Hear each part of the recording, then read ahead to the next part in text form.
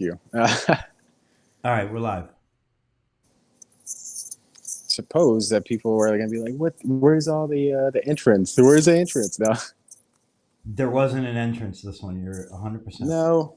It's yeah. Well, look at the name. It's the tinted one today, not the Texas squeegee. Right? Hey, No, real quick, the headphones brushing up against your hoodie, making some sort of unique noise. jeez. I know. We might as well get Hopefully it out this the way works. now. Say Yeah, I again. gotta have the wire headphones in there. That sounds crystal clear, though. No. Well, that's good. All right, so we're waiting on Marco, and when we were getting started, you were just saying that you're trying to shut your brain off. You have a lot going on, and I saw on Instagram. I think it was your girlfriend saying how like you were busy talking to me yesterday, which was really, frankly, you were busy on.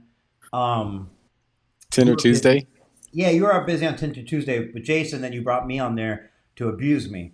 So it wasn't really my fault. It was No, no, hold on now. Like you were in down in the comments being a keyboard warrior and anyways, no, frankly, like what actually was happening, let's clear it up, was I was trying to support you. You were talking about pranking Jason. I got behind supporting you. Then Jason turned his sights on me, and then you said, all right, let me just go with Jason on this one. So it is Oh, what it okay. So is, all right. That makes whatever. sense. So I guess what happened on mine, the comments stopped at some point. So all I could go off was based on what Jason said. So basically what you're saying is that this is Jason's fault. Jason And definitely turned this shit into against me, where I was trying to support you. So, it is what it is, but whatever. dude, it was a lot of fun. I tell you that, man. Fuck, man. It was a lot of fun, but what I really appreciate about Jason's show is that a lot of times he puts on shows that you just kind of like you go along for the ride and you're just laughing. You're finding yourself laughing. You're interacting through the comments, and then he's responding. We're all laughing and stuff like that. And I remember when I got off, I'm like, man, I really needed that. Like, I needed that thing away because whenever you get tied down so much to things like things that you got to do, responsibilities that you have, or just even personal desires, Hmm. there was a guy somewhere, man, somewhere that I remember seeing a video where it's like to desire is to suffer, and I think the way that I took that was if you want something, you there's a price you got to pay for it. So that makes sense. But anyways, there's like a lot of things that I guess I'm kind of tied down right now that when it weighs on your mind, it's tough to clear it out, even if it's for a little bit. And laughter yesterday definitely did that for me. So How are that you was a lot of fun. how are you like managing your time as far as like your personal time and work? Because now you have basically 100% of what you had before, which was your business, but now you have everything with Tintertainment and everything with the Tinder battles coming up and so on. You're at like it's 100%, but like it probably feels like 250%. Are you just in like, hey, it's work mode right now, life suffers? Or are you somehow figuring out a balance that you're etching out? I mean, I don't know, dude. I think I'm trying to, I don't know. There's no book on this thing. So I guess it's just figuring it out as you go. And there's collateral damage in the middle. But, luckily I've gotten the shop to a point where I'm surrounded by good people in the shop that can handle the jobs themselves. I call them superstars. So right now I have superstars in the shop that don't necessarily need me, which is accomplishment on my end because for the longest time I started this thing as a one-man show and I had no idea how to. I had trouble hiring for a reception. I had no idea how to do that. Then I figured out, well, you got to have training systems and systems for people to follow. It can't just be on your head. So boom, did that. Then the installers back there got Johnny Blades and my brother Alfredo, and they can handle their own. So thankfully, they do free up some time, which then allows me to start devoting time to entertainment. But I don't know, dude. Like it's crazy, a ton of energy, and days just get like where you just get burnt out, you know. And sometimes I'm still trying to figure out, like, hey, what do you do when you get burnt out? Well, why does a person get burnt out? First of all, is it like? And I don't know where it comes from. A lot of times I feel like when someone gets fatigued, like for example, when a person goes through a fatigue, I've noticed fatigue is a very sinister emotion kind of to have around because fatigue will start telling you things that is not true. Like you're tired, but it'll speak little things like, man, maybe you're not good enough. You know what? Maybe it's not working out, dude. You should just quit. Like it's not working out. It's too difficult. Throw the towel. But then something happens, and I guess you remember who you are. I don't know. Yeah. I don't know. What do you think? Like, I mean, I'm sure you've gone through. Look, whenever I saw that you had a podcast with Jason, Mm-hmm. and then you were talking about how, and even in your vlogs, I think too. Like back then, I don't know if it probably still now, but back then, you would wake up, and from the moment you wake up to the moment you went to sleep, it was all work, Yeah. right? Well, at the time, you know, it still is all work, frankly. I'm tired right now. You know what I mean? Like it was my thought before I did this. I was making coffee and I was like, man, I'm like I am tired. But I was like, all right, well, what's the big deal? I do things tired all the time. Do you know what I mean? And like it's more like in my head, like, well, I don't want to appear tired. And I'm like, well, I am tired. It is what it is. But you know, I was up at 5. I was working at 5:15. Like I get up, I brush my teeth, coffee, and I'm in front of the computer. So by now, I'm tired. This is what it is.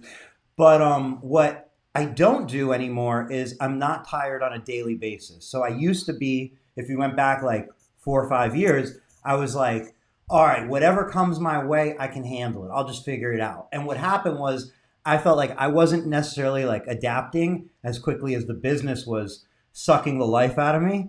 Like the work was coming faster than I was adapting. So what I'm saying is, you know, I felt like looking back, I kind of at some point realized that like I'm like, all right, this exhaustion clouds your judgment, and you're probably not as productive as you'd be without that cloud. So it's not Yeah. like go 180% balls to the wall and it'll work out. It might be better and work out way better if you went 90%, left 10% of sanity to work on the rest, because you know you can be tired for a day or two. You can't be tired every day for years and think that you're going to be Yeah. productive. It's not going to happen. You're going to be, look, if you're tired, everybody knows, if you're tired, you're going to have less patience. That means less patience with your customers, less patience with your staff, less patience with your significant other and family. If you have less patience and you're snapping back at your staff, customers, and significant other, man, it's going to be hell whether you're at home or work. It's going to be a mess. So, like, you have to be, like, Yeah. well rested, well fed, and ready for the world. At least come back to Uh, a reset. Yeah. so I mean, like last time, whenever you were going, I guess, going balls to the wall, is that something that you wish you could go back and take some time as a, you know, like for example, there I've heard like two different mindsets. One of them is don't look behind because that's the past, it's behind, whatever, keep moving forward. Others are like, hey, every once in a while stop and smell the roses. And then I've heard other people say, well, the only way to connect the dots is by looking back and seeing where you come from and how you kind of led to where you're at. You get what I mean? It's just kind of showing you the path of what you've taken. I mean, what do you think? Like, is that Thing. going looking back at what you did? Do you wish you would have taken some more time to yourself, or what do you think? So no, I like when I look back, I go, I'm happy for every single thing that happened because it led me to here, and I'm happy with that. Like it's good. But I definitely think like it's worth looking back to learn from the past, so you don't make those same mistakes, so you accomplish whatever you want. Like that's the whole point I think of the past was it was the current at some point, and whether you learned it during the current or or learned it after you're looking back, the whole point is to learn. I think from that experience. But I don't necessarily like look in the past. Like I'm really not one to reminisce too much. Like it's Why fine not? when it's like important. Like Yeah. meaning like if reminiscing is going to help develop a relationship or share knowledge, then I want to reminisce. But if it's just to reminisce, I don't really find huge value in it because those days are over. I probably the memory is going to fade and I can't go back to them. So reminiscing's like not as cool as to me as like today and the future. Yeah, but like, I mean, don't you think that though? Like, kind of looking back on memories. I mean, I'm just saying, like, sometimes you kind of feel a little pride, or like, you know, you Yeah, you look back sometimes. at you look. Yeah, no, I'm Sometimes. talking about like nostalgia, for example. Like, Sometimes we're yeah, agreeing completely. We're talking about what's a lot, what's a little. And I think sometimes I only said for myself, I like a little bit of it where it's due, like where it's fit. But I'm just saying, like sometimes I'm very like sensitive you're to very, when people live in the past and tell you about the past and the past and the past unless there's something going on in the current and the future. I can only hear so much about the past because, you know, it's All unless right. there's a message in there, you know, unless there's something to learn. I don't know. Well, dude, like, so okay, so I have a question, and What's up, Marco? you, I wanted to just say I'm hello, here. Can you Marco. hear me? I'm sorry. It took me forever to get in. Can you hear me? You're perfect. Okay. yeah, man, yeah, what's up, Marco?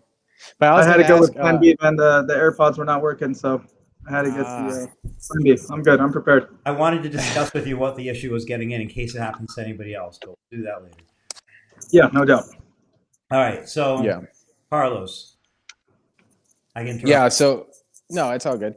Um, you kind of strike me as a person that you're like always on. Like, I mean, you said right now you don't spend a lot of time on things that don't provide some sort of value back to you. Um, now I'll make a statement, and just as a jumping off thing, either agree or change my mind or whatever. But so, do you ever have like an off button where you can just like chill out, or is to you is go go go? No, I definitely have an off button, like a chill out button. Now, like I don't know how well I activate that button, but I think that there should be a button. Like if you go, look, I'm a little addicted to work. Like that's what the truth is. There's no question I'm addicted to being plugged in. I'm addicted to trying to get things done. I feel like Why? I'm using the word addiction because I know it's an addiction. Because I know if I'm like, hey, let me chill out for like a couple hours, I know that that's not happening. I'm just like, whatever, right now. Okay, well, so I'll ask you about that. So Fine. an addiction. So like I guess a lot of time when people talk about an addiction, it's like they have an addiction to something because it's like a trade. So you do something because you get something like. So what Yeah, do you I get from? get, I get some sort of So like like buzz off of it that I'm getting closer to my goal. Like, here's the thing, the goal of like touching a lot of people or like building a business, which go to me go hand in hand. Like the business to me is like the vehicle to be able to make an impact. I believe like there's a million ways to do everything, but if you have a business, to me, that gives you a strong hand in being able to do good for the world because you have an opportunity to employ people, which is very important. You have an opportunity to generate money, which then can be used for other things you want to do that can help the world and so on. So simply to me, like when I say business and success with it, it's like, it's not, my mind is not like, oh, I want big business because then I can have the biggest yacht and I can have the most cars. Now, I'll like be very clear. I do want a Porsche. I've said it recently, so like I want to be transparent. But I don't really dream about like the abundance of it. That's just I'm a car person. I like cars. Everybody has their thing. Um, Yeah. but I guess to your point is like with a goal that is as big as that. To me, it's a big goal of like doing all that successfully, building the business, managing it, running, like affecting people in a positive way, the people part of the company, the people, consumers, whatever it is. To me, that's a big enough challenge on its own. So meaning like, I think if you took a million people and you said, this is the challenge, very few would be able to do it. And it's no fault of their own. I just think it's like, the world doesn't always work out like you want. So I guess what I'm trying to say is knowing how big of a challenge it is to me, I don't say, oh, it's going to happen. I go, it's only going to happen if it's going to happen, and I need to do the absolute best I can to try to make it happen. Because if I don't do the absolute best I can to make it happen, it might not happen either way. But if I don't give it my all and it doesn't happen, then I really it's going to be a tough few last years looking back at my life if I get that opportunity, knowing that I didn't get to what I wanted to get, and it was because I took it for granted. I took my life for granted. well, let me challenge you with this because I kind of want to bring something into the mix, like, and that is finding your peace. Okay, now I had kind of been experimenting with the idea. It's just a thought, and obviously I'll put the statement out there. We can discuss it, but I've looked back, I'm 29 right now. I've looked back at some of the previous chapters of my life. And at the time when I was younger, I didn't realize that everything is a chapter in life and it has an ending. And once it's gone, a lot of times you don't see that ending. You just look back and realize, oh, snap, I'm not doing this thing no more. So one of the things that I realized that, at least in myself, was I wish I would have enjoyed the journey more. Like there's sometimes you go through a rough patch, and at the time I thought if you think it's forever. I mean, at least your brain kind of makes you feel like it's going to be there forever. But then I don't know. I've just noticed that I look back, and the one common thing that I wish is I wish I would have had more fun and realized that these are the good old days of tomorrow. So whether, I mean, I don't know, what do you think? Like, because you mentioned something about like, well, if I get to the end of my life and I didn't do what I wanted to do, I'd be very tough. But like, what if along the way you're having fun?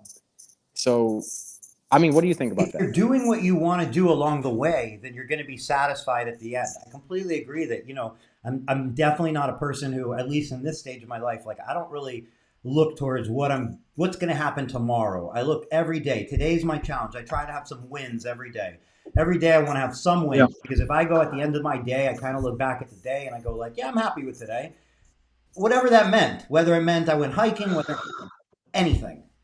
I try to have it in wins. I try to really appreciate today. I'm constantly referring back to like death and going like, I look at people and I go, you may not be here forever. I don't say it because I don't want to ruin everything, but I think it. And like, I do think like, I go, either you're going to die first or I'm going to die first, but one of us is going to go first. And like, I'm not saying like, oh, I hope it's me or like second or first. It's Right, like, yeah, right. this is finite. Everything is finite. So like, when I look back too, it's like, those are barely memories to me. Like I'm not saying they're not part of life and everything, and like definitely like there's a place for them, but like I want to enjoy today and keep So let going. me ask you, yeah, let me ask you this: do you put more, if you had to pick? Obviously, the ideal answer is both. But if you had to put more into one or the, would you rather leave a legacy behind at the end of your life, or would you rather have enjoyed your life at the end of your life?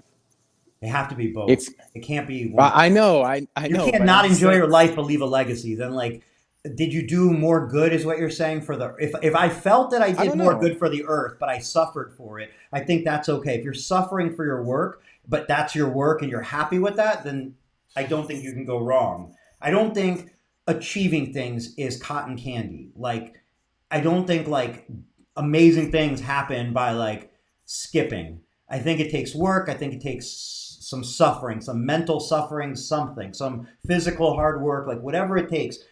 I don't believe that the easy, like the great things come easy. So like, but like I felt like your question, I kind of imagined somebody who like tried to make a ton of money, maybe was unhealthy, maybe didn't take a good job with their relationships, and then at the end of their life they're calling that success, but they were miserable. To me, that's not success. What the hell part of that is success? Like, do you know what I mean? Like the making the money part, I mean, there's definitely like a game element to making money, and like it's obvious a survival element to making money, but it's not like I don't believe that there's a intrinsic like success of life has anything to do with money, like at all, like at So all. There's what? no way we're here for money. Like there's no chance. Yeah, yeah, no doubt. Nope. I mean, what do you think? Like, how do you define success? Like to you, Marco, neither one. Yeah, I mean to talk just to bounce back what you guys were talking about before, like me personally, I've come to terms with death, man. Like I don't mean to sound morbid, like I come to terms with that a very long time ago when I lost someone very special to me in my life, and I don't know, that flicked the switch in my brain, like, hey, it's death is imminent and it's coming for everyone, so you literally have to enjoy every single moment that God has given us, in front of us every single day. And if you live your life like that, I mean, you'll have a legacy. You'll you'll be intentional with relationships and the people that you surround yourselves with. That to me, that's what life is about. So yeah, So man. how? I Yeah. know it sounds morbid, but I mean, I've come to terms like I could die driving on the way home, and I've come to terms. I'm okay. I'm but like, ready to go if it's my time. do you think that like because I think sometimes it could be interpreted two different ways, and I think I know the way you do, but like the Hmm. morbidity of it, the finality of it makes you appreciate today more. It doesn't make you Yeah. disregard today more. Like it's sometimes people be like, oh, I could die tomorrow. Who cares? But it's more like I could die No. tomorrow, so that means Correct. everything. Yeah, correct. It's not like, oh, I could die tomorrow. Who cares? No. Right. It's don't waste the day. Don't waste a moment. Wake up early. Go to bed early. Squeeze the juice out of life because tomorrow's not promised. So that's how I try to live my life every single day, and I try to emulate that to my family. So I'm trying every single day. So like you said right now, you could die tomorrow, and I guess there's technically two perspectives on it. One of them is like I could die tomorrow, so who cares what I do today? I could die tomorrow, so I better enjoy today. What do you think? What do you think? If you have person A and person B, and person A has that I better make most of it, person B is like, who cares? What do you think leads those people to think that way? What do you think leads into that mindset? Like, does Their it? circumstances in life, and just, I don't know, some trauma that they went through in life that literally reprograms their brain to think like that. Like, there's I learned in some psychology classes, like there's trauma that happens in someone's life and it literally reprograms their brain. And I call them demons. My social media, I call it demons. I'm working out my That's demons. true. Yeah. And yeah, that's what I'm talking about. And I think people deal with that every single day, and that's why mental health is extremely important. And you got to work out your demons, man. You got to, or the reverse is going to happen. They're going to work you out and control you and have that type of mindset that you're talking about. So yeah, man, they should be teaching that in school. More importantly, parents should be teaching that to children. So do you think like do you think it's experience, but you also think it's also your influences and I mean, obviously the environment, right? Your environment All of has a lot that, to do for with sure. Yes.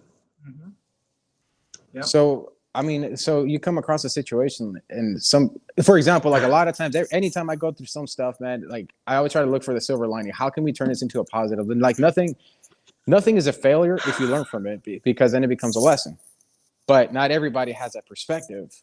And what do you think leads a person to that? Like if a person's mindset was a sculpture whenever you're first born, and by the time you're 20, 25, it's sculpted. What do you think? Like, I don't know. I guess like whenever you're a kid, you can't control what you're around, but then at some point you can. Like, why do you think that way? Whenever you see a problem, why do you look at it as a positive and not a negative?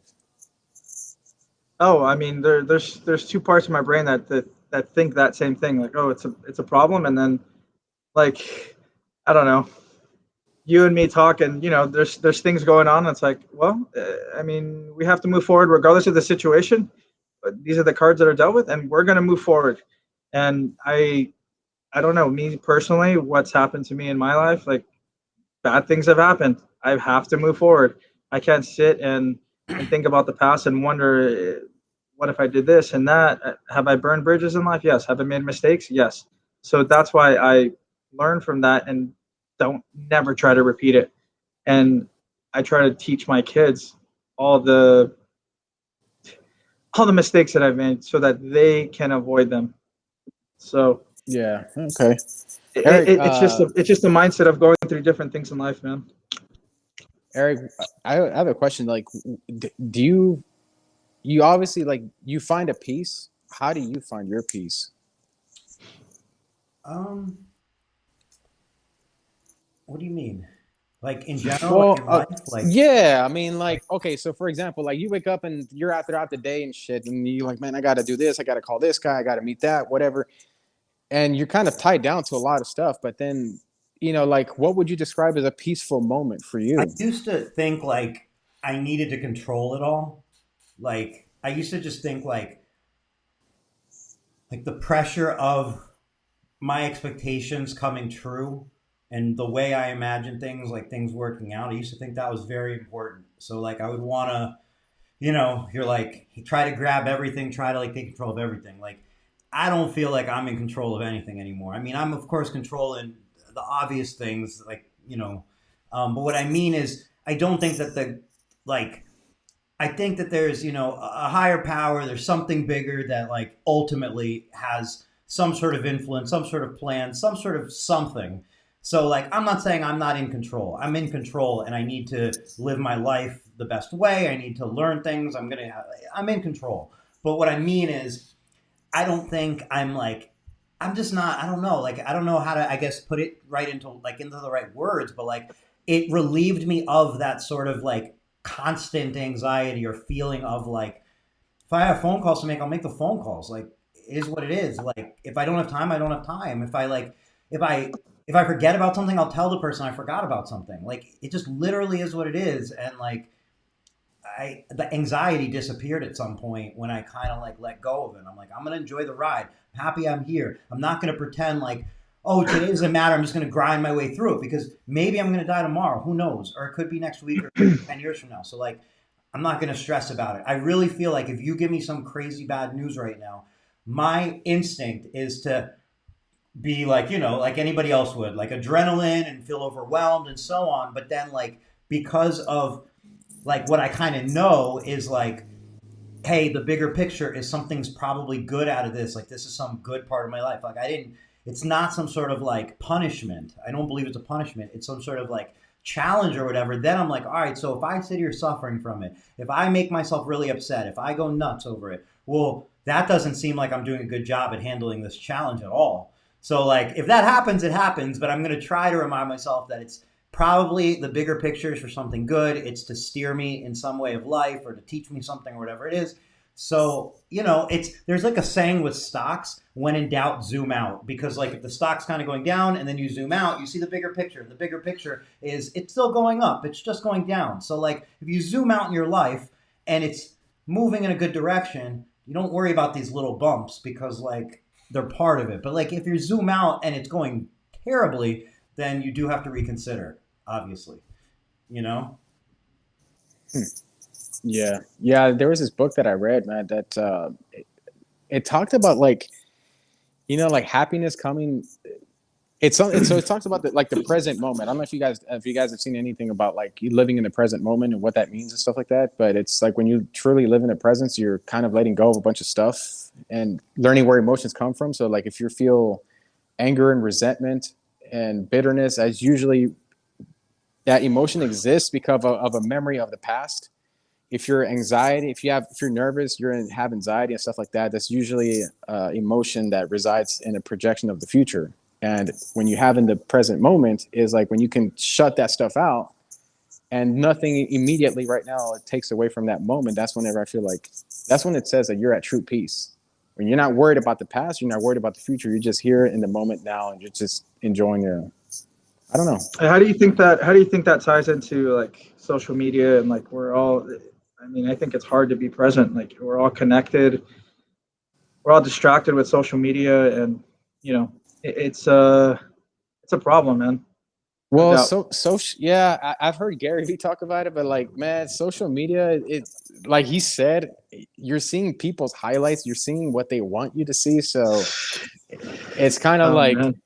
But like, so you is get what the I'm, underlying thing that like social media would make you feel like you're missing out or like you're not doing as well as somebody else? Is that kind of the idea? Because like, yeah, I think Yeah, I that don't happens a think of it lot. like that. I think of it what's the towards problem? like social media, just people.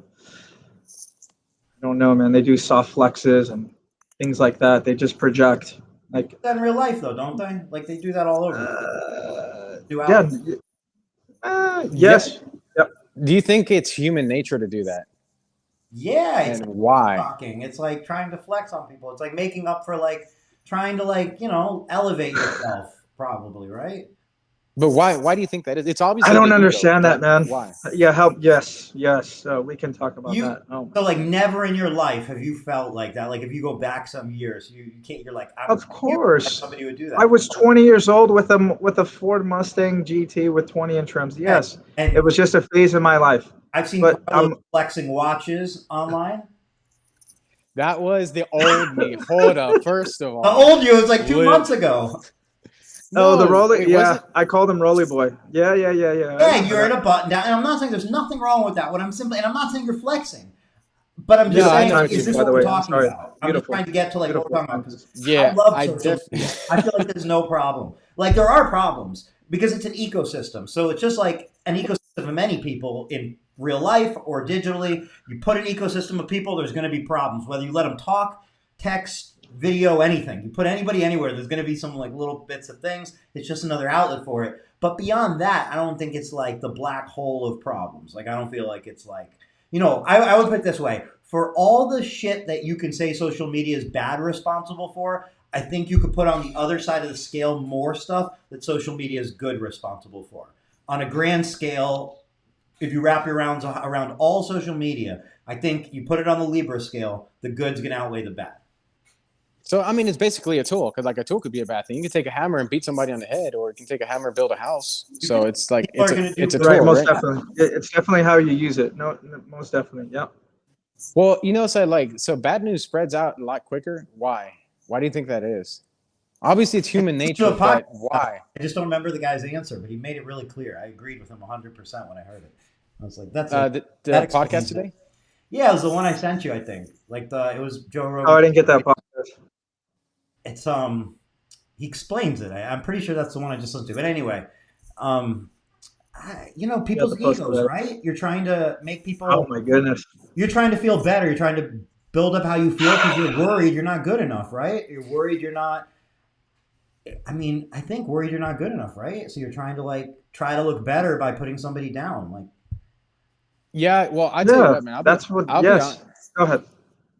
Well, no, I'm just gonna like I'll admit, whenever I was younger, that was definitely the case because I had like my own perception of what I thought people perceived as success, and like I think back then, what I wanted was like recognition and to be respected for something that I did. And so I think that ultimately influenced some of the posts that I would do whenever I was like in my early 20s. And I look back now, I'm just like, dude, what the hell were you thinking? But I can definitely say like those insecurities or whatever you want to call it definitely influenced the actions or the perceptions of what I was putting on social media. And when in reality, people just don't give a shit. But you evolved from it. So wouldn't you imagine that Yeah. there's always going to be people in that stage of their life, but a lot of them are going to evolve from it. But if you look at just like, if you go, well, who's flexing right now? Well, there's always going to be a group. But you had to flex to evolve from flexing. You had to know what it's like to know that why it's not like maybe the thing to do. Unless it is. Like, I don't know, man. Like people flex I in a don't good know. way, like Tim Ham. That's flexing his GT3, his badass basement. Like, I love it. His Lego. His Lego collection. Mm-hmm. I don't know, dude. I like that I don't guy. know. I don't know if I don't know if it's something. Do you think it's something that a person has to go through? Because it doesn't. Nobody has to go through everything to learn. You can learn without going through it. But what I'm saying is, like, you could look at somebody flexing and be like, "Oh, congratulations to them!" Like a girl who feels pretty in a new dress. Like, what's the big deal? Or like, if you go to the gym and you're feeling swole, you kind of like feel a little like, look at me. Whatever it is, I'm trying to find an analogy. What I'm saying is, you could look at that guy and be like, "What a douche," or you could be like, good for him. He's feeling himself. Yes. Today. Yeah. Good for him. Do you think? Yeah. Do you think that when a person sees that, like, let's say you're at the gym or somewhere, you see somebody doing well, you can either think good for them or fuck them, right? Sure. Do you think that says more about you? Whenever if you say like, oh, screw them, they think they're the shit or whatever. That's something where I had to consciously start training my mind. There was a point where I was like, if I see somebody and I don't like what they're looking like or dressed like, or if I see something that I can make fun of them in my head for myself, I'm going to consciously not do that. I'm going to know that is not good for anybody. And that is like, to me, that's like poison. And like, it's funny maybe, but it's poison. It's like poison for your soul. And as I caught myself doing it, I'm like, why am I doing that? Why am I being a nasty person? Why am I doing that? And as I stopped doing it, because I kind of like would think about it, was conscious about it, it's something growing up that I thought was my personality. I'm cynical. It's just my personality. And then I'm like, no, I was poisoning my soul. And those sorts of negative thoughts then put my mind in this kind of negative place. And it puts me in this it affects like your whole being. It's not nothing. Plus, if somehow that is communicated to the other person or shared with somebody else, you're now sharing that shit. Like, so it's actually bad. Like, you're putting it out in the world. It's like, why not put something good out? Because if you look for something bad in anything, you can find it. If you look for something good in anything, you can find it. So what you're looking for is what you're going to find. So simply, if you keep saying, well, everybody's bad, well, you're looking for bad shit in people. Those people have good characteristics about them too. If you simply looked at it, you could have the opinion that everybody's good. It's where you're looking. It is what it is. But some people, you can tell them that, and they'll go, no, that person sucks. And you're like, all right, well, they suck for sure, and they're good for sure. Which side do you want to look at? You know? Yeah, and that type of behavior, like especially like in teams or just families and friends, just relationship in general, that type of behavior spreads like cancer and just it demolishes relationships and workplaces, people don't want to work for you. You know, I've seen it firsthand, and it's awkward, and it's hard for people So to. Yeah, go ahead. there was a saying or something that I heard. I heard a perspective one time that says like the world reflects back at you what you put out. Agree? Disagree? Agree. What do you The think? world reflects. The world reflects. One more time? The world reflects back at you what you put out. So like Gary Vee had said, I remember this is another thing that he said. He picked up the phone and he's like, a lot of people talk smack about social media, but all the thing that the what the phone has does is a direct reflection of who we are as humans. Huh. What do you think about that? Like, why do you think, for example, you can go on YouTube and post a video, and then you have like these super nasty comments from people that don't know who you are? Why do you think that happens? I mean, those people are. Oh my That's goodness. different. That's the culture of People, YouTube. They're I just mean, having fun. people that leave comments like, have you ever left a comment on YouTube? I've never done that. I'm sorry, I've left a comment on your videos. Before that, I've never left a comment on any type of YouTube video. I mean, people that leave So comments like that and like a nasty, stupid comments, come on, they have no life. yeah, but They're okay, not getting so after it in Eric, life. No doubt, they're Eric, not trying at hard in life. They're all trying to do stand up. It's your moment to like talk. Look, I just think YouTube specifically is like that's the culture of YouTube. It is what it is. I get it. Why aren't people all just saying nice stuff, right? Because they wish Yep. they were in the video. They wish they were the one, like probably. So they're just like, talk some shit to you. I don't know. They probably saw other people's shit talking comments too, and then it feels like the right thing to do. but But do you think it's a culture of YouTube, or is there something about YouTube that is drawing that out of people? no, I mean, it's YouTube drawing it out of people. I think like it's a medium to see that. Look, would you say most people are super happy with their life? I don't. I I don't don't. I don't know. think so, right? Like I don't. I don't know, but I don't really think so. If I was betting, I'd be like, most people are probably not that happy with their life. Most people experience a lot of suffering in their life, and we're blessed to even be like of the state of mind and resources to be sitting here looking at each other talking about this, and not like Right. dead or like fighting for survival or whatever. So I'm just saying like most people are probably not that happy, and like when you're not happy, what are you putting out? Unhappiness. And I think that's kind of a lot of what you end up seeing online, and social norms make it that like face to face, Carlos, it's hard to be like, hey Carlos, you're a dick, but your video sucks. But of course, if I'm like Speed Racer 32, I can just be like, you suck, and then I can still get I can get my frustration and upsetness out without the consequence that comes from knowing it was me. So like I think that's why it's a medium for it. Whereas you're at the supermarket, nobody's clowning on you, but the second they see you at the supermarket on YouTube, it's a different story. So Right. Yeah. Face basically, to face interactions is completely different. I mean, most people don't have the courage or intestinal fortitude to talk all that No. social media madness in person because, I mean, you never know if the other person knows how to fight, man. You never know. And well, that's 1,000,000% true and a real part of life at this stage. But Right.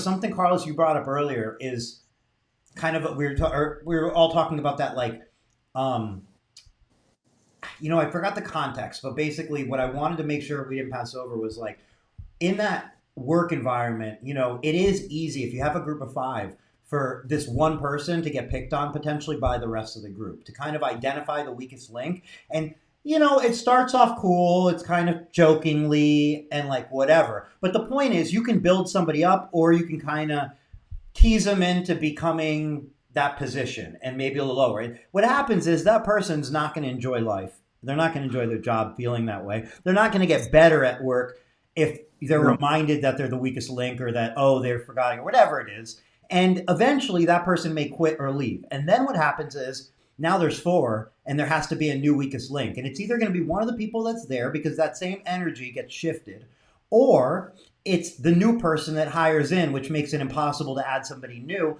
because there's this tone that you can't really point your finger at where the new person's not being helped, the new person's being their eyes are getting rolled at them and stuff like that. And what I'm saying is that culture has to be like it's something where like, you know, as you build your business, it can be one of those things where like you spot it when it's like kind of deeper in the business and you're like, well, now what do I do? Sally's been with us a long time, but she's kind of a bitch and she's treating all the new people that way. And, you know, she swears she's not doing it, but Dennis is also kind of acting weird. And like what I'm saying is you have to make it the culture from day one. We're there to work together as a team and build each other up because that makes the team stronger, which benefits everybody. If you do something to tear down the team, you're tearing down the whole team. And everybody should have a problem with that. So if you see it's going on, you shouldn't want that to happen because if somebody's fucking up our home, you better say something for the roof collapse because it's going to collapse on your head too. So everybody knowing that we're all in this together and it's in your benefit to do what you think's right for the company and for the group, those sorts of things I feel like are important to express, to keep an eye on, and to maintain because that sort of bullshit happens over time and it can't. There can't be a place in a business for that. It's poison. So what do you do if it's like if you Cut find it yourself out? No, I know, but I'm just like you said, it's got to be from day one. But let's just say day one's already passed. You're at day whatever, and now you're starting to. You identify who's causing the problem, and you're very transparent. Hey, I can tell that this is going on. This is what I see, and if this doesn't change, and this is why it's going to change, you can't be part of this group because this is where we're headed. This is what we need. This is the team, and I want you to be part of it. But you have to understand how your actions are not helping, and it's cool. But moving forward, it can't happen at all. Like no place. And if it happens, they're gone. And it has to be gone. It is what it is. And you have to go, well, that's a step backwards for your business, but you're about to take 3 steps forward for your business because of it. Right. Because if you leave that shit in there, you can be sure that the other people on your team see that. They see what kind of leader you are. They see what people can get away with. It frustrates them. I don't want to be part of a team where I see that you let that happen or let some shit go on that I don't agree with. So I really do believe that, you know, if you don't act on that sort of stuff and you don't take a firm grip on the culture of your company, you're hoping for the best. And it might work out, but it's going to get hairy at some point. It can become real nasty as you become big and bloated. And I really believe those are the things that, like, as a life cycle of a business, you have to know that the advantages you have when you're smaller and starting out change. And eventually you get these new disadvantages. You're big and you have those advantages, but now you're also big and you have those disadvantages. And if you don't keep those things straight, you're going to have a hole in your boat. And when your boat's big, that hole's big, it sinks quick, and it's a big problem. And you might not have the time or resources to even handle those problems. There'll be a lot of problems based on that sort of shit. Have you ever lost your shit, like in business or even in real life? Definitely in real life, 1,000,000 times. In business, pre-Window Tint LA, 1,000,000,000 times. I firmly believe, and I'm waiting for somebody that used to work for me to maybe step up and challenge this. It's totally fine. But I don't think I've ever like lost my shit. Window Tint LA moving forward. Pre-Window Tint LA, 1,000,000,000 times. But I realize that, man, I'm the only one that's tortured in that. And I'm tortured because I feel every bit of it. I'm hurting the people around me. I'm ruining things for the future. I'm ruining my impression. Think about your impression of me. I hope you have kind of a high regard for me. If you take your high, I mean, I'm just kidding. I'm just fucking. I'm just kidding. But look, we all have great relationships, right? If I would have seen, if you would have seen me lose my shit and lash out at you over something, is there any chance that you would hold me in the same regard right now? Unless you pitied me and felt like, well, yeah, that guy's got a lot on his plate. I feel bad. Fucking, he can't handle his shit. But you're not gonna like. It's not helping anyone in the entire universe if you lose your shit. Nobody wins, is what I'm saying. So you got to do it.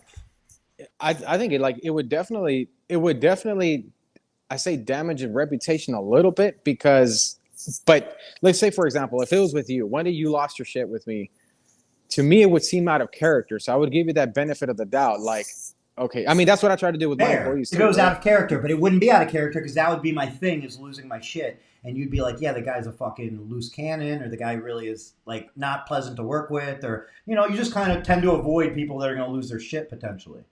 Well, yeah. I mean, if there was a definite pattern, but let's just say like we worked together for like 5 years and not once, but somehow some shit, like, I don't know, if one day you walked in and something small sparked you off. And you throw your phone and it breaks. Sure, but That losing your to shit. me, That it. yeah, but that, I mean, so if you came in there, right, after 5 years, one day you come in, you lose your shit over something small, and I would be like, that's weird. That's not the Eric that I've been knowing for the last 5 years. Right. Hey man, what's going on? Like, is everything okay? You know what I mean? Yeah. That's just sure. the way I would come from. I would come from empathy at first, but again, if it was a person that I've only known for 2 months, and that started to happen, and it's like, okay, dude, it's like 3 times in 3 months. No, this is just kind of how you handle your stuff. Like, unfortunately, I don't know that we can That's it. move forward Yeah, together. that's a tip of the iceberg for sure. If a new leader comes into a company or a new relationship and they're doing that, oof, you better watch yourself, man, because that guy or girl is gonna no control of their emotions, fly off the handle. There's something in their life that's completely out of balance. So What do you think emotions serve? Like, obviously they serve a purpose, but if you don't check it, they obviously wreck stuff, right? Where do you feel the right. emotions serve? Like, emotions can cloud judgment, for example, but emotions can also let you kind of give you like, I don't have a good feeling about this. I guess I don't know what I'm asking, but basically, like, Are you saying like why they react like that? What I mean, role it do depends. emotions Like, play in decision making? Is that kind of what you're saying? yeah, like, I mean, we all go through emotions, right? But obviously, if you make an emotional decision, a lot of times it's not a good one because it's not coming from a sound mind. Right. Yeah, I don't know. I don't know. So, but like ultimately, I think like one thing that's worked out for me a lot of times when it comes to communication is that not everything that someone says a lot of times is the way you take it is not what they're intending. So, like, a lot of times between conflicts, whenever if you watch people and you kind of zoom out, like you said, when in doubt, zoom out, and you watch them arguing, it's like they kind of both want the same thing, but the choice of words and tonalities it's what's preventing them to see that commonality.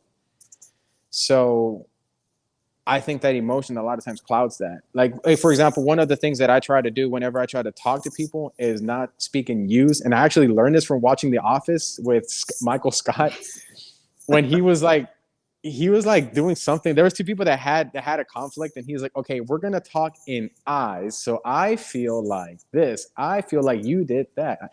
And it actually works.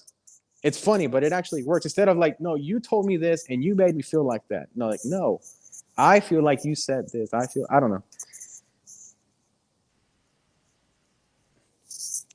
Are we frozen? Does that make sense? Did I go over your Marco, head? do you want to go ahead, or I don't? If you have. Yeah. I mean, when I communicate to people, you can't talk to everyone the same. You know, like I can just with the interactions I've had, just personally, and So Marco, I real can quick. gauge someone Yeah. pretty quick on how. Go ahead. Pretty quick on how I need to talk to them.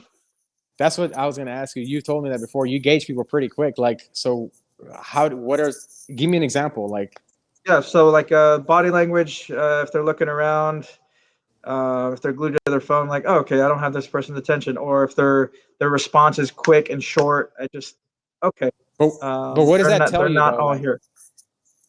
Like, what does that tell you? You meet somebody and they're looking around or whatever. Like, how is that useful? Basically, what I'm asking is like, what are some of the things that you I'm not look out taking. for, I'm and what not are gonna. Oh, go ahead. What? no, like what are some of the things that you pick up on a person when you're gauging them, and what do they mean to you? Like, if a person does this a lot or kind of like doesn't make eye contact, what does that mean to you? Why is that important? To me, they're nervous. They're not. They're not engaged in what we're talking about.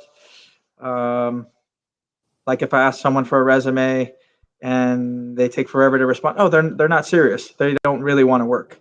Little things like that. But face-to-face confrontation, like when I'm talking with someone, uh, like little things, for example, when I'm working and I'll read instructions, and if someone picks it up really quick the first time, like, okay, this guy's literally paying attention, and he didn't make a mistake. I'm like, okay, this guy's the quarterback of the group, and I'm gonna help him. I'm gonna use him to help me teach the rest of the class. You know, things like that. So I don't know. What do That's you what I pick up, do. Eric? Like, whenever you read people, like, what do you look for? You know? Like when you're trying to figure somebody out, I mean, don't you do that? I mean, you got to do that, right? Or you don't. You just like don't care. It's not that I don't care. I'm not really trying to figure anybody out. Like if we're talking and we're not agreeing, we're not seeing eye to eye. One thing that stands out to me is like if you are talking the second I finish talking, it's clear you're not listening to me. So like we got to kind of stop that pattern.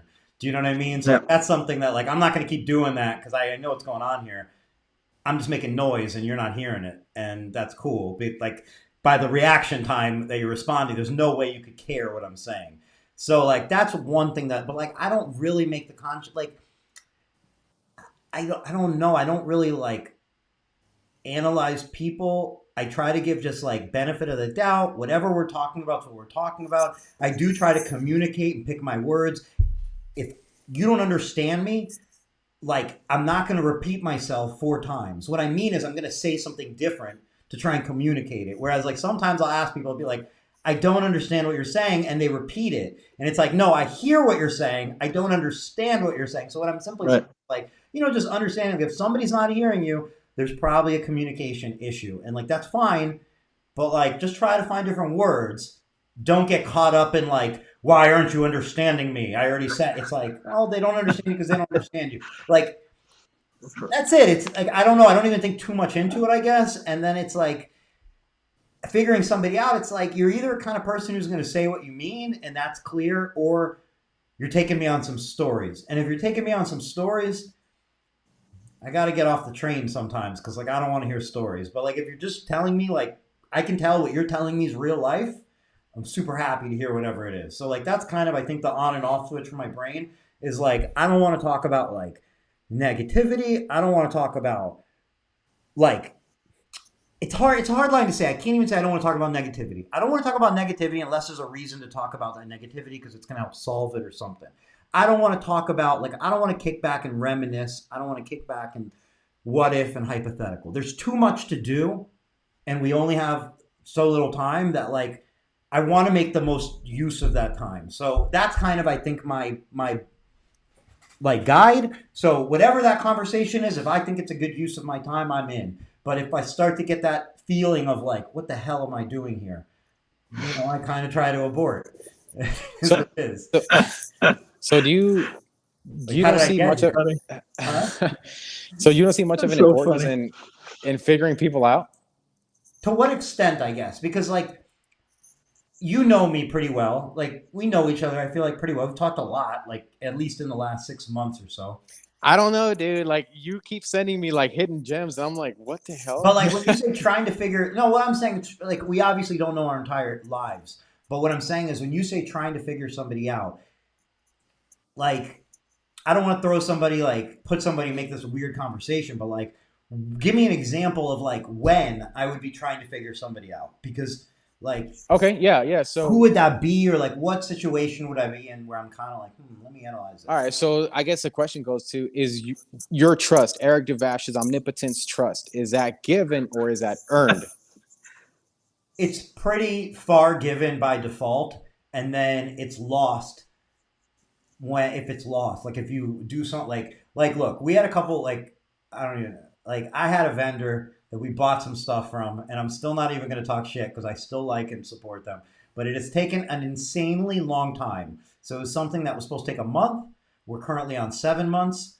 It's not a problem, but like I wish I would have known, and I didn't pay for everything up front, and I wasn't promised a month, and then 2 months, and then 3 months. I can't give you a date. You can't give me a date. Can you give me a guess? Is it going to be this year? I just want to know something. Hello, are you there? 2 weeks apart from, you know what I mean? When communication starts going from a day to a week to 2 weeks, and you got to be like, all right, let me talk a little shit. Then I get a reply. Anyway, what I'm saying is I still want to support the guy. He's still like, I do. But at the same time, like I can no longer trust him as like a great place to go to do like a project that's that kind of thing. I already know what I'm getting into. So like I didn't try to figure out the guy from the beginning. I wasn't like, let me see what kind of guy this is. I just went into it. I'm like, hey, let's give him benefit of the doubt. And if I get kind of burned or like maybe it doesn't go the way I wanted 1 out of every 20 times, that means I had 19 good experiences and 1 bad. I'll take those numbers. Versus maybe not having all those experiences because I start off trying to judge. Because you can't really judge sometimes. It's tough to judge until you get going with somebody. You're straight, it Eric. is. You're a straight up guy though. But I mean, have you just tried to ask this individual, like, hey, just be honest. Just don't lead me Oh on. Just yeah, tell me Eric what's yeah, up. Eric is I did. definitely straight up. Okay. Just Eric's like definitely that. straight Like, up. Yeah. please, man. Like, I don't care. I just need to know. Like, it's just, like as straight as I can be. Just and yes, it doesn't come back I'm that. sorry that happened to you, man. It's just lack of communication. No transparency whatsoever. I mean, just But see, like careful. this is the Yeah. this is the part where I feel like my thinking in that is, to me, if something like that were to happen, I would look at the person, and when I say figure out, I mean, like, what are the patterns that if I see this in somebody else, they become red flags, and that potentially saves you I from already, potential. yeah, I knew it going into it. Frankly, I already knew it because Oh, I kind of knew the person, and they were inconsistent. Inconsistency is a big one. So that's as this, we were developing this answer, it kind of made me think of you, and I can think of you and go, I met you first about a year and a half ago, and I remember something that I told you very like it's on Tint Wisdom, and it was you were talking about traveling tinter with Jason and traveling the country, and Yeah. you'd gone to 2 or 3 at the time. And very clearly in my head, I said, your only problem is going to be it, not if it doesn't work or if it works. It's just whether you do it or you don't do it. Because your only challenge ahead is if you don't do it, it's not going to work. But if you do it, it's going to work. Because I could see that in you. Because I could see like the consistency, the passion behind it, what you're saying is within reality and within the realm of reality. And what I'm saying is, like, to me, those are patterns that like I look for, and you're consistent. Your videos come out, your quality is consistent. You're a person of your word. And then to me, that's when, like, if you say, how am I judging somebody? I start off by saying, unless something's obvious, I just, hey, let's see how it goes. But like, to me, that's probably my biggest thing of judgment is like, are you consistent in what you say and what you actually do? And like, are you operating within this reality? Because we all can dream. We all can say things that are big and out there and so on. And I don't think there's anything wrong with that at all. But if you're not Elon Musk and you're here and you want to go here, but you haven't gone here at all, I need you to go a little here before I want to hear about here. Like, I want to hear, you know what I mean? Like, I'm just saying, as far as me personally, Eric, if you're telling me about your ideas, I don't necessarily want to hear if everything goes right in 25 years from now, this is what's going to happen. I'd like to help you in the next month or the next couple of weeks and like see what we can do over what's your plan for the next year? Does that make sense? Does that kind of make sense in what I'm saying? Because like, yeah, you're saying like with, someone's consistency in life, and you're looking at their life, and they're not just like a theorist. They're actually doing it and living it. you have to take I think advice that's what from you're people saying. who are doing Yes. the things that Yes. you want to take advice from. So like, if I'm telling Right. you about what you need to do in your business, but my business sucks or I don't have a business, you should really proceed with caution. It's just that simple. But if I have a business that looks like the business that you want, you should be very open to my advice, even if it completely conflicts with what you're thinking. Because clearly, I know what I'm talking about. Now, at the same point, you don't have to take that advice. I'm not saying that. But what I'm saying is you should be open to uncomfortable advice from people that meet the criteria of somebody you want to listen to. But if it's not, and you go, well, I don't like what you're doing, then I don't necessarily want to, like, I don't need to hear necessarily your advice. So like, here's an example. If you are somebody who self-admittingly is terrible with technology, don't come up with ideas about technology. I'm just saying. Yes. Because Right. you can, and that can be your life, and I love it, and then you're going to have the best fucking success story ever, and I love it. But at the same time, like, if we're talking about reality and trying to figure out where you're going to put your time and effort, put it behind people that, like you're doing Tintertainment. You are an entertaining person. So it's a perfect fit. I see where this is going. It's a perfect fit. You're you're creative. You're the creative guy. Now, if you were somebody and you said, hey man, I don't like being on camera. I'm not very creative. I don't like talking to people, but I have this idea for Tintertainment. I'm going to be like, all right, it's a cool idea, but you have a lot in front of you. Like, you know what I mean? You're going to have to pay people. You have to find these people. I don't know that they're going to have your vision and so on. But if you come and you say, hey, I'm Carlos, look, like I'm a fucking entertaining person, and you go, I'm going to do Tintertainment, you go, you got it. No fucking question. You got this. It's a carpenter saying they're going to build something out of wood, or a carpenter saying they're going to, you know, I don't know, the opposite of that. You know what I mean? Like, What's the opposite of wood? code a website. Metal. Oh, okay, there you go. You know, or create a cryptocurrency. I'm not saying that you can't. I'm saying that it's maybe don't jump from here to fucking there. Like, get somewhere in between. If you want other people to jump on board with the idea, that's all I'm saying, really. You know? Yeah, well, I mean, it's like whenever we've said in the past about like you don't put you don't task a fish with the ability to climb a tree. I mean, we're tasking with the task to climb a tree. The same thing as a bird. Yeah, that's it. I think it's obvious if somebody's going to kind of do what they say. You know, Jason, traveling tinner. Hey, he travels, he tints, he likes to travel. People like him seems to be working. So if he says, I'm going to offer my service as a traveling tinner, you go, I think you got this, man. But if you tell somebody else and they go, well, I'm running two shops and I can't survive and it's just me and I'm running from one shop to the other shop and I can't hire anybody, but I have this idea. It's called the traveling tinner. You're going to be like, okay, there's no fucking point of talking about this right now. Like, you know, it's a great idea. And I go, right, there's a fucking bazillion great ideas. Where we at? You know? That's funny. Right. You know, it's funny. Eric, I'm very good at picking up mannerisms of people. And one of the things that you do, first of all, Eric is always 1,000%. Everything is 1,000%. And then the other thing is you don't turn down ideas. When someone, I feel like, because I've had some wacky ideas, but what you say is just like you encourage, but you're not like.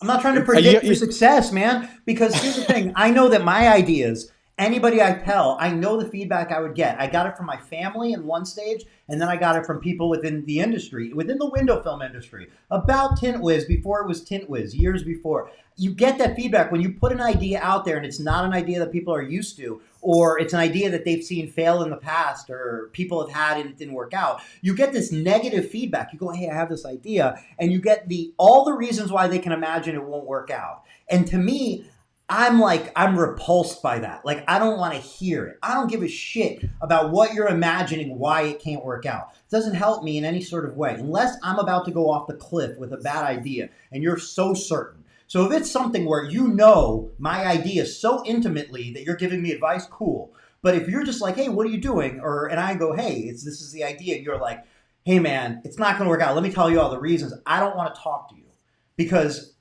I know there's a million reasons it can't work out. There's also a million reasons it can work out. And you're going to find whatever you look for. So if we start looking for reasons it can't work out, I'm going to find the reasons it can't work out. I might even now continue with this business and I may change the direction based on that bullshit that you imagine someday because of your pessimism. And now that's in my head forever and that's going to steer my ship. And like, I personally don't feel like that's going to help anybody. So because I know I'm so adverse to it and I stopped telling my parents things. I stopped telling anybody things as you're like doing something new. I don't want to hear about it. I'm just going to do it. I don't care what you have to say. It's just, I don't. If I do care, I'm definitely going to tell you. If I don't care, I just don't tell you. I don't tell you for fun. So what I'm saying is I give the same respect if you tell me an idea. If you tell me an idea, hey man, if I know your idea, if I'm like, I'm going to save Carlos from screwing himself over right now, you're going to hear it from me. But that's going to be so rare. Most of the time I'm going to go, I can't possibly imagine from the sentence you told me all that you have in your head. So how can I help support this idea? Your idea might change. You're going to figure out the answers to your idea later on. There might be a bunch of shit. You're going to figure it out. I'm not here to tell you all this shit. I'm here to support it. Because like, you can't know, everybody knows that like is in business or in anything. You can't figure out your year 3 problems on day 1. There's no chance. There's no chance. If you think you're figuring them out, you're wrong. You're going to figure out your year 3 problems year 3. And that's going to be what it is. And, you know, if you believe in the person, you know that they're going to navigate the idea probably. And if you don't, but you don't have to judge the idea. Don't judge the idea. That's, I think, the point. You're not here to predict the idea of somebody unless they're asking you, hey, do you think this is going to work out? Then you're going to get my answer. But if you're like, hey, what do you think about this? For the most part, no matter what you tell me, I'm going to try and support you because I think you have a better chance of succeeding than you do failing at anything you want to do. I think everybody goes for that. And I think like that chance I of like you that mindset. succeeding is going to be partial on if I support you or not. Because if you go to 10 people and you go, what do you think of this? And all 10 people say, Carlos, this is a fucking great idea. You're going to kill it. You're likely going to kill it. And if 9 of those people are like, Carlos, this is stupid as fuck, you might abandon the idea or do the idea, but then quit once you have a bump in the road because you're like, everybody told me this is stupid as fuck. So like I'm influencing the possibility of your success by you getting my opinion. I think it's important to promote you, not chip away at you. Because like, why would I want to chip away at you? And I'm trying to really draw that line where I would never tell you I support you, go do it if I knew that it was a terrible idea, for sure. But you can't know somebody's idea 99.9% of the time when they tell you the idea. You don't know the idea. You just know the tiny bit that they told you, but you don't know like what's in their head and what's, you know, the vision and the energy behind it. Yeah, that's true. I mean, you usually say like, hey, the possibilities are endless. I'm like, they definitely are. You don't know Yeah. where it's going to go. Like I wouldn't look, there is no chance Tint Wiz would be Tint Wiz if I didn't at one point make Tint Wiz for my own company, because I couldn't have said, here I am at day one. I want a CRM. I'm going to build the whole thing and I'm going to market to everybody and they're going to want it and this and that. I had to go, I'm starting a tint company. Oh, I need a CRM. Okay. I really like the CRM. The CRM's actually working. Who knows? Who knew how much it would benefit my company? Oh, my company's actually big. I could sell my company. Wait, if I sold my company, what would I do? Well, I could do what I really enjoy, which is building the CRM and communicating with everybody instead of just living in my own like world. So what I'm saying is I couldn't have got there without those first steps. So you can't like, why chop somebody's feet off before they started walking down the path of their idea? Like, let them get down the steps. You never know where it's going to go. Like, you know? So I guess like you would say if you had the idea for a CRM app before you had the tint shop, you would probably be like, that sounds like a ridiculous idea. But if after the tint shop you said, hey, I have this idea for a CRM app, now all of a sudden that idea doesn't become so silly? I'm saying, no, I'm saying it could have been from day one. You say, I'm not saying that. What I'm trying to say is you can't predict the route it's going to go. You never know where it's going to lead. Today's action, you starting Tintertainment, okay, could go in like, what I'm saying is like, it could lead to you meeting somebody like at this event. You're going to have celebrities there. It could be through that person, you meet his neighbor. He puts you in contact with his neighbor. His neighbor works for Netflix. Then Netflix ends up taking on your show, but they really like your creative ideas. So you end up with nothing to do with wrestling, nothing to do with tinting, but you become Netflix's creative director for new media. And then that leads you to here and there and there. And the point is, if like, it could be anywhere. We could take that path down a zillion infinite possibilities. But I can't today when you're like, hey, what do you think about doing like an entertainment kind of wrestling thing with tinting? I'll be like, bro, I don't think so. Bro, I don't know. I've never seen that. Like, I don't think so, bro. I think you're wasting your time. Like I wouldn't even waste a day. Like, go back to work. Like, whatever. Like, you know, like, well, I'm chopping your feet off and I'm cutting you off. Maybe you're going to be the next, like, you know, I don't know. Whoever. The next nothing. I think your point, what Eric's saying is just like, you never know where the road's going to take you. You gotta take that leap of faith. Yeah. Like even on that path, you're going to make mistakes. But if you have passion and you want to do it, keep pushing. You know, like Marco, you know David Goggins, you know, right? Yeah, I think so. I've heard of him. You know, come on. I think so. You're always quoting him. What are you talking about? He's just being silly. Yeah. But Eric, you know David Goggins or no? Yeah, he stays hard. I'm aware. Yep.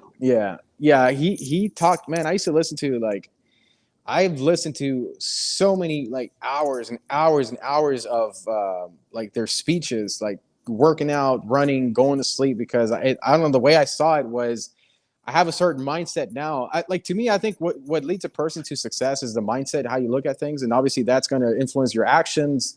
And whenever you're feeling down and out, it's the difference between a voice telling you, keep fighting or give up, right? So, and I feel like you can influence that. And so I use those speeches. But anyways, he talks about this that everybody's like on this highway, and this highway is like life itself, and everybody's taking the roads, which is paved, nice, but he's like off the highway is a shovel. Marco, do you know where I'm going with this? I think so. Keep going. So off the highway is the shovel, and this shovel only has your name on it. And you can either take that shovel and carve your own path, or you can keep taking the easy road and stay on that highway. But at the end of the day, at the end of your life, you didn't really leave a legacy. And who knows, like if you carve your own path and you move forward and you're carving your own ways, you're paving the ways for somebody else to kind of at some point either follow in your footsteps and then break off and go a different direction, or at the end of your life, someone can take it even further and follow in the footsteps and then build on something like that. But yeah, I love that, man. Yeah. Something that kind of I feel like relates to what we're talking about that like I'd like to discuss or throw out there is like, everybody has a different scenario. Everybody, I think it's almost like human nature, whatever it is, to kind of compare. How big is your shop? How much money do you sell? How many employees do you have? How many years have you been doing this? How many cars do you do in a day? How many square feet do you do in a day? Whatever it is. It's just this comparison. And what I think, the way like I kind of visualize it, I think number one, it's important to like remember, like everybody should remind themselves. I really feel like everybody that like, everybody's in a different stage in their life, right? They're different rungs on the ladder, but everybody's rungs on their ladder are in different orders with different scenarios, and they start in different places. There is no, I'm ahead of you, I'm behind, I'm whatever, because you can't look and go, just because you're here, I know what rung of the ladder you're on. Everybody's in a different path in their life and so on. So like, I think that's really, really, really important, because I think what can happen is, if you don't consciously realize that like there is no comparisons, like everybody's life is different, everybody's goals are different, everything's different. There's literally no comparisons.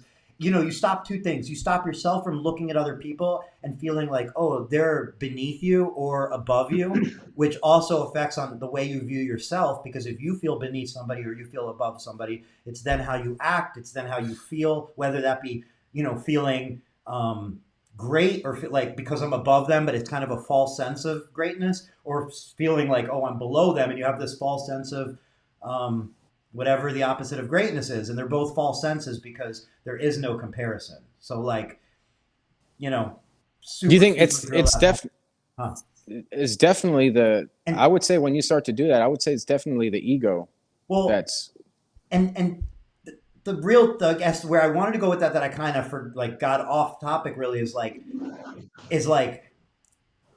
you're in your stage currently of life. You have your perspective today.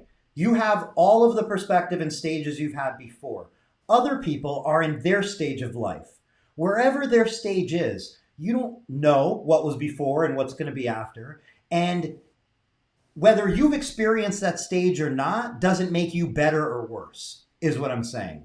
So like, I feel like oftentimes, you can look and say like, oh, I've done that. And it's like, but it's like, cool, let them enjoy that stage. So like, like Cody, for example, Cody Becker, he's leaving comments. I'll use him as an example. He is a young, ambitious, fucking hustler, right? Like that dude is the kind of guy, like if you say like, oh, do you work 24/7? He'll be like, I'd like to, but I sleep a little bit and whatever. But like I'm going to take on the world. Now, what he doesn't necessarily know, and this is only my little view on life, is that when he right now is in his early 20s, 20, 21, whatever it is. When he's 40, he's going to feel different. He's going to feel Cody Becker at 40. He's going to feel different when he's 30. He's going to feel different when he's 50. So when we get 50-year-old Cody Becker in this universe, and then there's 20-year-old Cody Becker Jr., current Cody Becker is going to be the 50-year-old one, and you're going to have this brand new Cody Becker out there. But it's like natural for the 20-year-old Cody Becker to look at the 50-year-old Cody Becker and go, why don't you feel like I feel right now? And the 50-year-old Cody Becker to go, if you only knew what I knew. So what I'm saying is like, you have to, like, I think just acknowledging that and going like, when you look at other people, see, hey, what can I learn from this person? Or if it's somebody that maybe you can provide some sort of guidance or life, like help in life, like give that guidance, because everybody's in different stages and you're going to feel differently when it's your next stage and so on. Don't wonder why doesn't everybody feel the same way you do. You know, I think that's like one where sometimes people get lost in like the way I do it's the way, and how does everybody not see it? That's like that quote. I take it as a communication lesson, but there's a quote that says, "Seek to understand, then to be understood." And a lot of what's going on with a lot of people is they seek to be understood and then to understand. And like if you seek to understand first, you're quiet, you're listening. But if you seek to be understood first, you're talking. And if you got two people talking and none of them is shutting up, then none of them shut up. But what do you think, Marco? You're kind of just quiet. Yeah, no doubt, man. No, some people. I mean, you can gauge real quick. Like if they're first, like Eric was like, they're just yapping, telling stories. Like, dude, you're not listening to anything that I'm saying. It's like maybe it's their ego. Yeah. So a lot of times in the mornings, you always send out like little, like something. I don't know. What do you call them? Messages or something like that. You just wake up. Random thoughts. Yeah, but you just random wake up thoughts after I work out. Oh, okay. So they come after your workout? Yeah, after. Why? Yeah. Why do you work out? To train my brain, to make it hard, work out my demons. I don't know, man. I'm trying to live. I'm trying to extend my life, even though at the same time, I know that I can go. So I'm Eric, trying to get my body strong so that my 50-year-old Marco will thank me later. You know, that's the only reason. Eric, do you work out? I mean, the way you say that, I'm already insulted. I'm already. Insult. Okay, look. He looks great, man. Look at him. He has tight skin. I went to a CrossFit place in my 20s, and the owner, the first day, I was like, "Hey, like, fucking, I'm excited to be here." It was like right when CrossFit was starting. It was downtown LA CrossFit. I went down there. I just moved to LA. I had no friends, and I was like, "This is cool." And the guy's like, "You don't work out, do you?" And I was like, "Oh," like I just like my heart. I was like, "Yeah, I didn't say it, but I'm just like, damn, bro, like that's where you took me back just now." And you're like, "You don't work out, Eric." I'm like, damn, bro, do I look like that? No, hold on. I did not say that. How many pull-ups do you do, Carlos? Is there going to be a pull-up bar at the Tinder battles? I don't know. I'm just fucking with you, man. Pull-ups are so hard, man. I don't work out as much as I should, but it's absolutely like a necessary part of life. And But I mean, you have energy though. Like you have like natural energy. There's no such thing as natural energy. I don't know what that means. Yeah, there Some is. people are like hyped up like that, but like it's not natural energy. Like I need to work out to get that energy. I just go through kind of phases where I do work a lot, and then I'll just be like, oh, I don't need to work out. I just don't have the time or whatever, which is bullshit, of course. And then you go like, oh, I got to get back in shape. And then you get like back in your routine until somehow it breaks. So like, I'm kind of like all at once, and then I kind of fall off all at once. But I mean, you don't think that people have like a natural energy to them? Because I mean, some people move slower naturally, and others are just kind of wired up. But I don't think that I have the natural energy. My mom's hyped up, but like I don't have that sort of like. I feel like that's some sort of like anxiety or something going on where you're like constantly like, okay, we gotta move. I can't sit here. Like if somebody can't do yoga, I don't think that's healthy. If they're like, I can't sit still, you got a problem. Like if you can't sit still, so like, you got to be healthy. You got to eat good food. You got to sleep. So like, I would say my biggest health tip for myself is I sleep. So like, I never compromise my sleep. Now I'm not saying if I have to wake up early one morning or I'm going to wake up at 3 a.m. for something, it's cool. I do have my alarm set some days and so on. Like today I have my alarm set. But I'm going to go to sleep at night when I'm tired, and I'm going to make sure that I get sleep. And if I don't, I'm going to catch up on it. A day or two later, I'm going to catch up on it because I do think like if you're not well rested, you're fucked. Like you're starting off in a real bad spot. I think it's, to me, the most unhealthy thing I could do would be not to sleep. Yeah, man, sleep's crucial. You gotta get some rest. Uh-oh. Something happened. Everybody froze.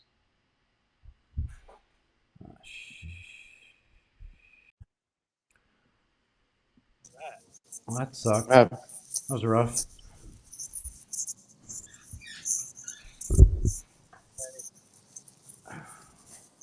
All right, Eric. Eric is Ash. We're back. We obviously had some internet connection issues, but Carlos, the answer to your question is I try to work out when I can. I go hiking, I lift weights, do push-ups, whatever I can do whenever I can do it. I think it's crucial, but I don't do it enough. Can you hear me? Uh-oh, can you hear me? I can hear you. Yeah, I can hear you. Yeah. Okay, somebody said I can't hear something. Marco says he can't hear us, but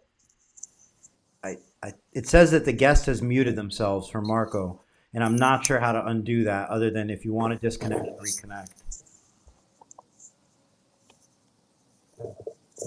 Or if there's a button. Marco, life to Marco, test 1, 2, Marco. I'm guessing he can't hear anything. Since you muted yourself. Now Marco, now it says you're fine. Okay. Marco, say something.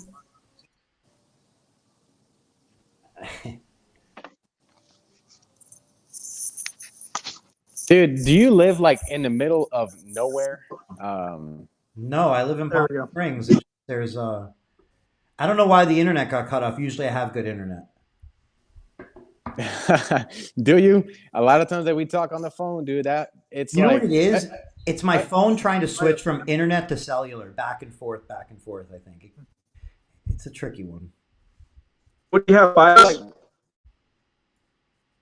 Fuck. Is my either? This is see, Eric's fine. I'm cutting out. Eric is fine. I'm out. Frozen. a little bit frozen right now. Can you hear me? I can hear you. I figure let's just give it a second. Hopefully it catches itself up. Well, I'm glad it's like a silly looking face, you know? Definitely. You look like something.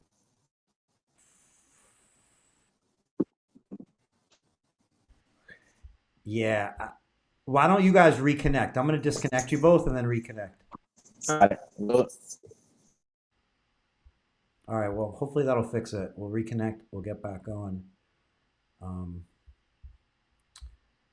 Rough internet issues today.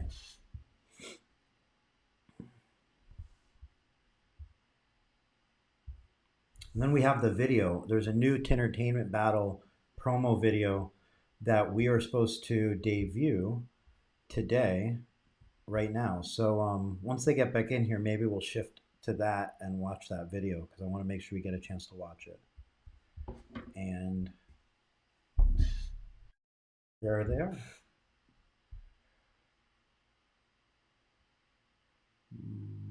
Marco.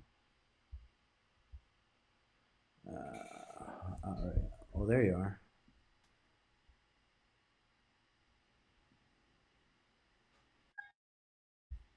This isn't looking good. It's looking frozen.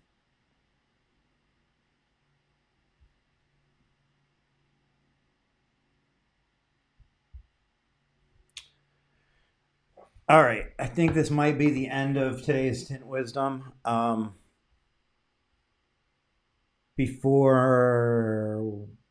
think this is going to be the end of today's Tint Wisdom, unfortunately, because everything's cutting off. But what I'm going to do is, just like as a send-off, I'm going to play the new Tinter Battle promo video. This is a brand new video, and I don't think it's been published yet, so we'll play it here, and then that'll be the conclusion of Tint Wisdom number 133. Wish it would have gone a little longer, frankly, but the internet has decided our fate. So I'm going to play this video. Make sure your volume's not too loud in case this video is a little loud, and we'll see you next week, next Wednesday.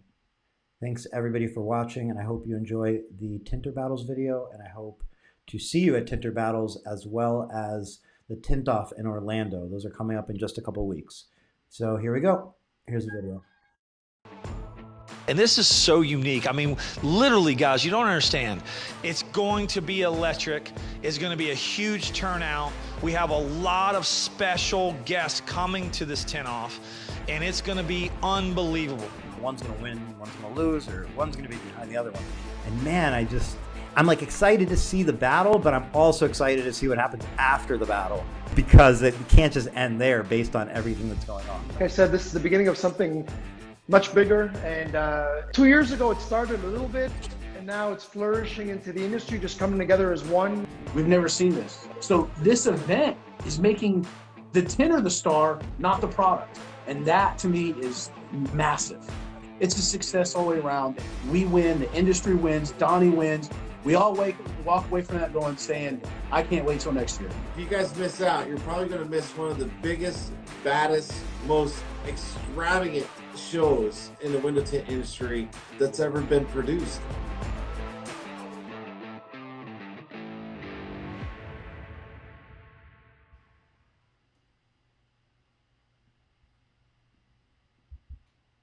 And we're back again.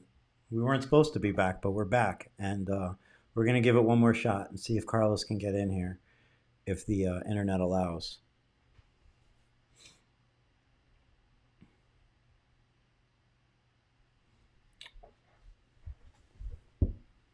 Play the promo video again if needed. Kill a little time. But I thought that was a very, very well put together video that Carlos and Tintertainment put together. I'm super excited, obviously. We're just a few weeks away from Orlando, June 7th and 9th through 9th, and then Tinter Battles in Houston, which is June 12th and 13th, Saturday and a Sunday. And there's still plenty of time to, it doesn't look like Carlos is making in here, but there's still plenty of time to get tickets for that. They're free. You can get them on tintertainment.com, and you can make it out to Houston, and it's going to be a lot of fun. Thanks everybody for watching. I sincerely apologize for the internet issues we had today, and we'll be back next Wednesday for Tint Wizdom number 134. See you then. Have a great week, and again, thanks for watching, everyone. Sorry about the technical issues today. Have a good night.